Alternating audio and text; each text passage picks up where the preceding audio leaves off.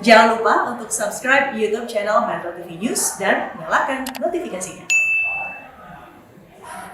Pemirsa, Badan Pusat Statistik atau BPS melaporkan jumlah penduduk miskin di Indonesia per September 2021 mengalami penurunan dan kembali ke single digit 9,7%. Untuk menekan angka kemiskinan, pemerintah dinilai perlu menjaga inflasi bahan pangan dan efektivitas bantuan sosial. Tingkat kemiskinan di Indonesia per September 2021 mengalami penurunan. Badan Pusat Statistik atau BPS mencatat jumlah penduduk miskin pada September 2021 sebanyak 26,50 juta orang atau turun 1,04 juta orang dibanding data bulan Maret sebanyak 27,54 juta orang. Sementara jika dibanding bulan September 2021, jumlah penduduk miskin turun 1,05 juta orang. Dengan demikian, rasio penduduk miskin bulan September 2021 kembali ke single digit 9,71%. Kepala Badan Pusat Statistik Margo Yuwono menyebut turunnya tingkat kemiskinan sejalan dengan pemulihan ekonomi Indonesia. Namun, Margo juga mengakui jumlah penduduk miskin yang turun ini masih belum membaik dibanding periode sebelum COVID-19. Ya, trennya semakin bagus karena penduduk miskinnya semakin turun.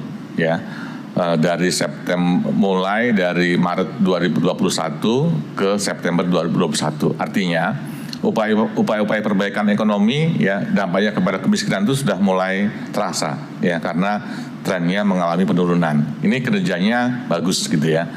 Tapi kalau kita bandingkan dengan kondisi sebelum pandemi misalkan ya angka September 2021 ini angkanya masih lebih tinggi kalau dibandingkan dengan kondisi sebelum pandemi khususnya di September 2019 gitu ya. Untuk menekan angka kemiskinan tahun 2020, Direktur Selios Bima Yudhistira mengatakan pemerintah perlu menjaga inflasi bahan pangan dan memastikan investasi yang masuk ke Indonesia menyerap banyak tenaga kerja.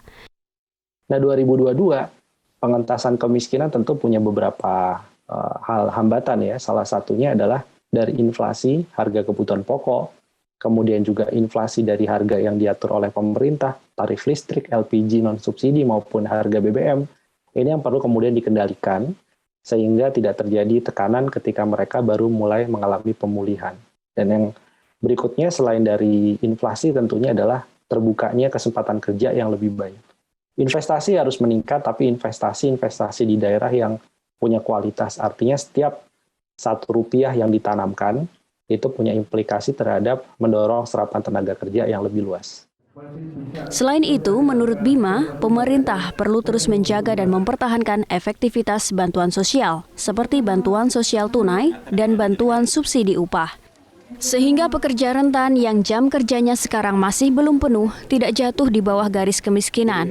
Pengelolaan bantuan sosial juga sangat penting, terutama integrasi data, verifikasi data yang lebih cepat, dan realisasi belanja yang lebih cepat dan tidak ditumpuk di akhir tahun.